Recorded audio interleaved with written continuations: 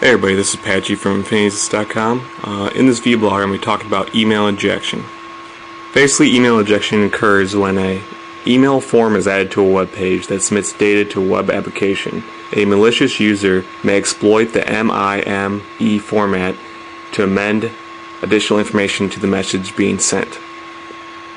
This is possible because the MIME format uses a character return to delimit the information in a message. Adding character return to submitted form data can allow a simple application to be used to send thousands of messages at once. A malicious spammer could use this tactic to send a large number of messages anonymously. An email injection flaw exists in our old forms, and since we recently changed to a new form, I can show you how it works. The old form plugin that I used to use for the website allowed you to send emails to any user, kind of as like a personal message system.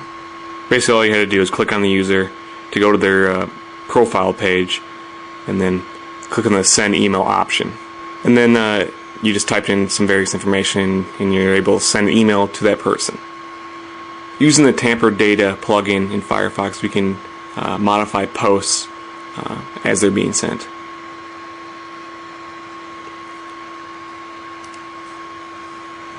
Just push send and then push tamper.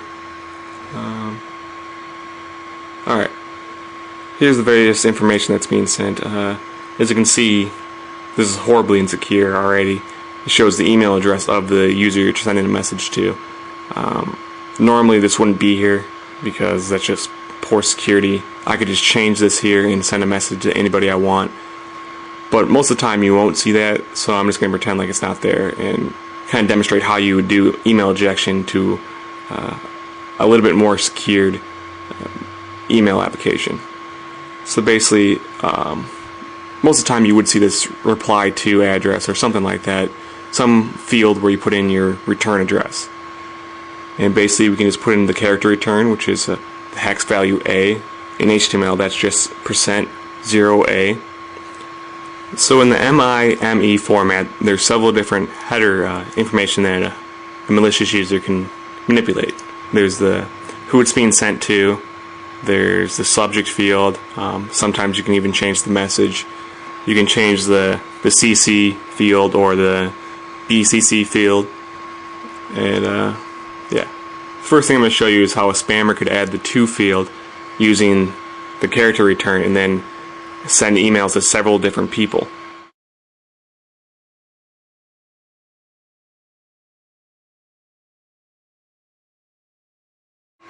Alright, there you can see it there. I'm going to send another message to the email address infinityexists@gmail.com.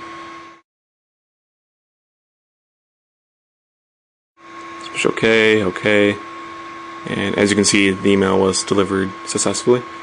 Then I'm going to go over to my Gmail account here and show you that I received the message.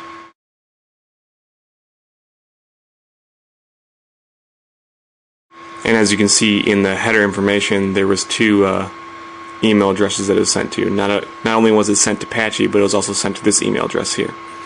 So as you can see, like a spammer could manipulate that to field and send to like thousands of different people.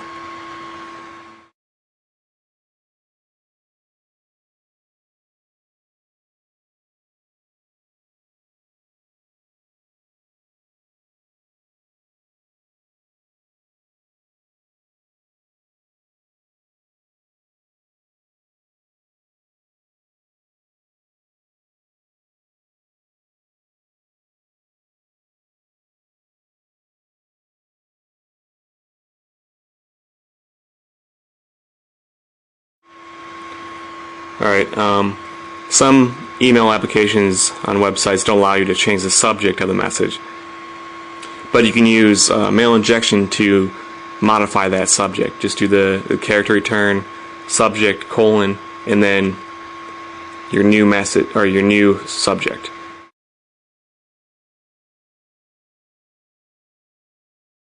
As you can see, I'm using %20 to denote spaces.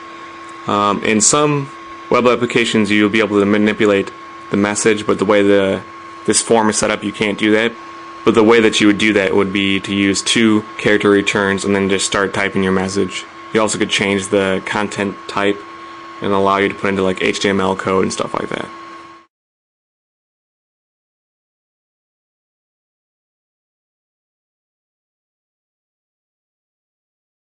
Alright, if we go over to my email account here,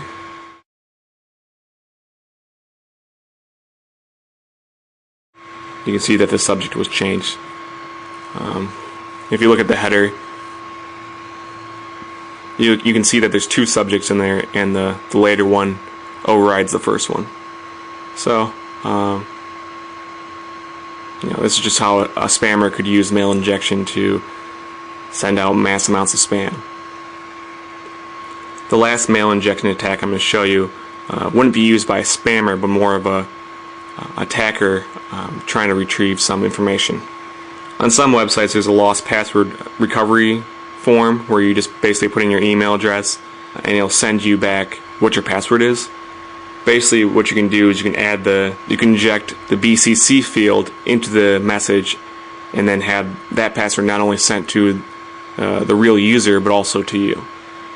So basically, if I went to a website and I want to get the admin's password or whatever, or some user's password, I could type in that user's email address, then type in the character return, then BCC : and then my address, and then not only would the password be sent to his email address, but also to my email address.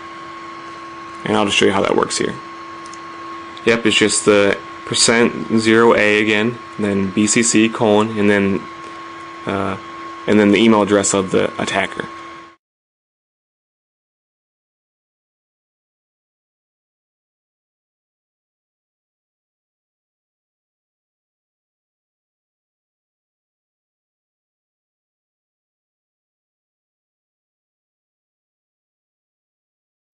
And if I go over to this Gmail account, you can see that the message was also sent to me, and since it's a BCC field, the attacker email address doesn't show up in the message.